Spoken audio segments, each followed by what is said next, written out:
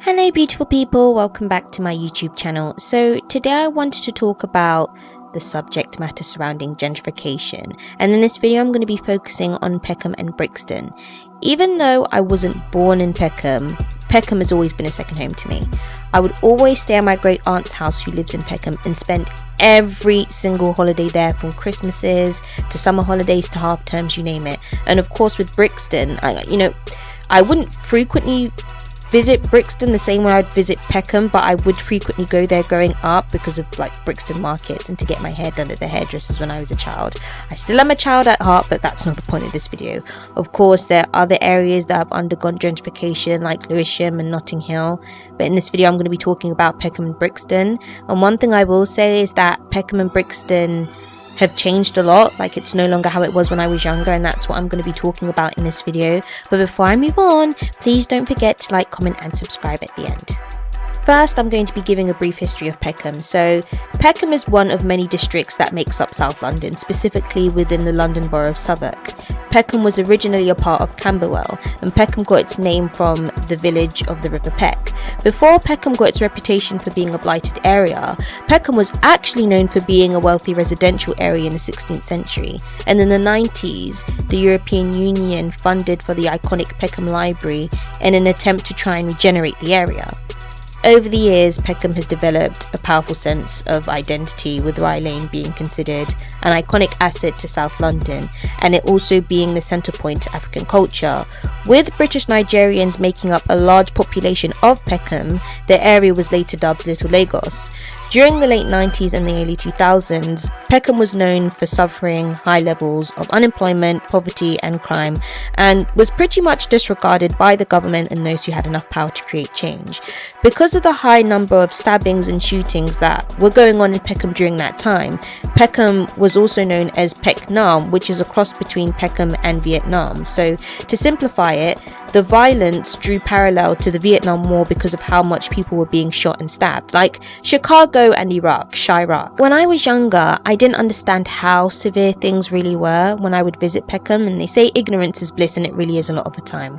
However, my cousin was attending secondary school at this time, so she was very aware of how bad things were. In fact, she saw a lot of it play out. As I started getting older, and I would tell people, oh, I'm spending my summer or my Christmas at Peckham, people would look at me as though I lost the plot. And it got to the point to where, do you remember at school when you'd have to write essays about how your summer holiday went? So when I would speak about spending my holidays at Peckham, my friends would ask me if I had done something bad because they thought that my mum would send me to Peckham as a punishment. Bearing in mind, this was during the time where there was this beef between Peckham and Brixton, which brings me on to Brixton. Like Peckham, Brixton is one of many districts in South London. However, Brixton is part of the London Borough of Lambeth. The name Brixton comes from a stone structure that was built by a man called Brixie, who then later on called the stone structure Brixie Stane. By the 19th century, Brixton became one of London's thriving boroughs. The area swiftly morphed into a productive area that was home to many profitable businesses. Brixton also suffered from a housing crisis as a result of the bombings from World War II, which subsequently led to the building of council housing. In the 1940s to the 1950s, many immigrants, particularly from the West Indies, settled in Brixton. Brixton is also home to the famous Brixton Market, which is open every day and sells Caribbean products. The reason why both areas hold so much significance to black people is because of how much culture, history and diversity you get when you come to these areas. When our parents first came to this country, they brought with them many commodities from the Caribbean and Africa that would help make Britain feel more like home. For example, clothes, foods, businesses and so forth. In addition to that, it's this idea you can leave your house and see people that look like you. Although both areas have negative connotations attached to them, people don't seem to understand that both Peckham and Brixton retain elements of black culture that wouldn't be of arm's reach anywhere else. And as of the last 10 years, crime and poverty has gone down in both areas, but because middle class white people have started moving in. Now, if you ask me, both areas are now considered tourist attractions because of how edgy they both are, even though there was a time where they weren't seen as edgy. In fact, white people made it a mission to avoid areas like Brixton and Peckham. Now they've built these new bars and pubs and new buildings which ultimately lead to the erasure of the culture that black people worked so hard to preserve. Which brings us to what this video is about, gentrification. Gentrification is a process whereby the character of a poor urban area is changed by wealthier people moving in, improving housing and attracting new businesses, typically displacing current inhabitants in the process. So, in other words, it's where the government makes changes to a deprived area just to appease the privileged people who have decided that they wanted to move into that area. Now, some might argue, well, what's the problem? I mean, you guys always find something to complain about. Isn't this what you wanted? We've made the changes you've been asking for, so what's the problem? Here's the issue some might have with gentrification. 1. Who are these changes really made to benefit? For many years, black people have had to make the best out of the scraps that we were given since moving to this country, and the culture in which Peckham and Brixton is built off of is black culture, the same culture that stopped white people from wanting to step foot in these areas 10 plus years ago. And these areas have been struggling with crime and poverty for years and have pretty much been neglected by the government and forced to fend for themselves.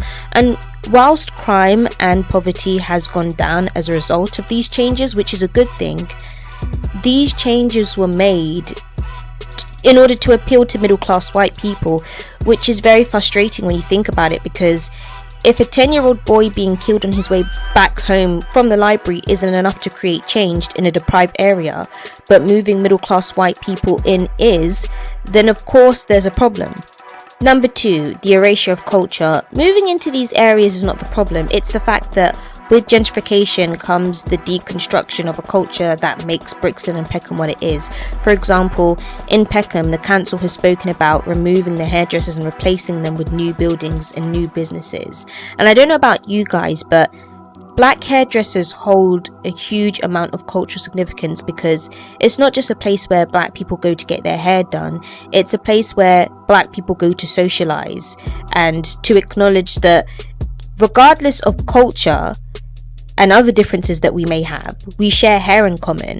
Furthermore, when you take down someone else's business, you're essentially making it hard for them to be able to provide for their family. Moreover, these people have been running their businesses on these streets for years. Like, I've been running my business since the 60s, and now you're going to come and put me out of business just to make way for a cupcake stand, which serves no benefit. And the reason I say that is because, I mean, a cupcake stand, something that you can find anywhere else in the UK, or an African/Caribbean shop that you can buy things that you otherwise wouldn't have had access to unless you went all the way back to the Caribbean or Africa to get it. Like, think about it. And thirdly, displacement. With gentrification comes the increase in pricing for properties.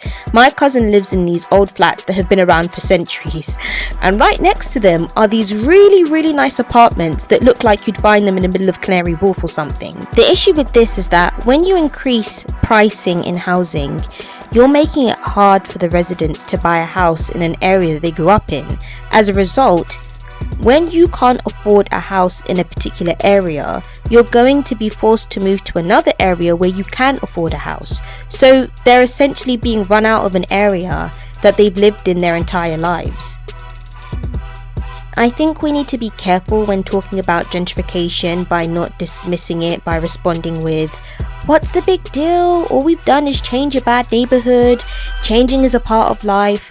But when it involves displacement, erasure, and catering to a certain demographic at the expense of another group, it becomes something completely different. Don't get me wrong, change is a good thing, and it's good that crime has gone down in these areas in the past few years. However, these changes were only brought about to move middle-class white people in and kick black people out. Anyway guys, let me know what you think about gentrification in the comment section down below. I understand that not everyone is going to agree with me, and that's fine, but be sure to deliver your opinion respectfully in the comments, because I am open to hearing counter arguments in order to expand on my knowledge. But let me know what you think, and don't forget to like, comment and subscribe. Bye!